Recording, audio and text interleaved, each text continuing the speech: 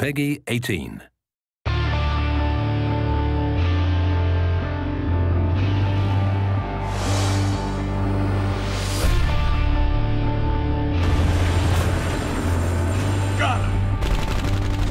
Spec Ops The Line is a third-person military-themed shooter with a focus on a dark and mature narrative, which follows a squad of Delta Force operators into Dubai on a rescue mission.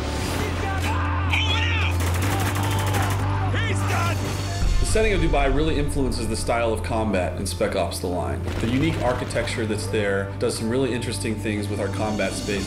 We draw a lot of inspiration of the way things were built there, like the scale is just really over the top. And as an art team, we use that to translate it into our game environment. So all the spacing is bigger, everything is a little bit more grand and spectacular. The city's been covered with millions of tons of sand. It really provides sort of a very new and fresh combat experience. One of the elements that's very interesting is the fact that you're quite often walking on what you perceive to be solid ground, but actually you may be walking on a dune that's covering a 30-story skyscraper. During combat, you have to constantly be thinking about where you're standing and where you're located, and you may even tumble through a skylight in a building into an entombed space that's been covered by sand. Throughout the game, the player encounters opportunities to leverage the power of the sand to help him basically to kill enemies or open new pathways. You basically see sand piled up behind a window, and you shoot the window, and sand comes pouring out. So there's a number of locations in the game where out of the narrative grew an opportunity for us to let the player make a choice. This is a test. Yes, it is. The civilian on the right stole water. A capital offense. The soldier on the left was sent to apprehend him, which he did, killing the man's family in the process. So these are not binary choose A to do the good thing or choose B to do the bad thing types of choices that are presented to the player. When you make a decision in the game, what we wanted to achieve is that you sit there and you really question your own moral and you question your own values. Wow. What happens in Dubai stays in Dubai. After a battle in Spec Ops The Line, there's rarely a situation where all of the enemies are dead. They're typically laying on the battlefield, bleeding out in horrific pain and agony.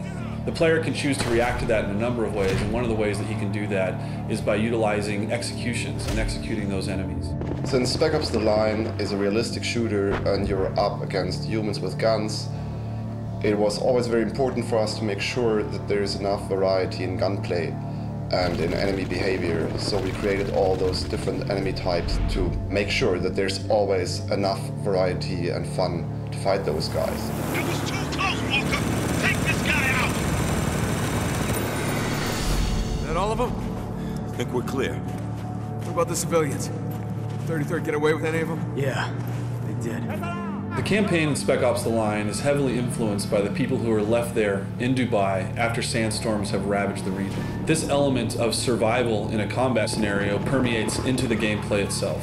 Many of the conflicts in the campaign actually have to do with those survivors and these elements of them trying to provide for their families and protect them from the situation that they found themselves in. This element of civilians being found in the middle of combat scenarios adds a lot of tension to the combats in Spec Ops The Line. The CIA doesn't start when it can't finish. Well, now's the time to prove it, because I'm not telling you shit. No! What the hell? What we wanted to achieve was that the player really not only makes his decisions as the character, but also as himself, as a person, as the human in front of the console. We hope that this invites players to think about what wartime scenarios are really like for the people that are trapped within their confines.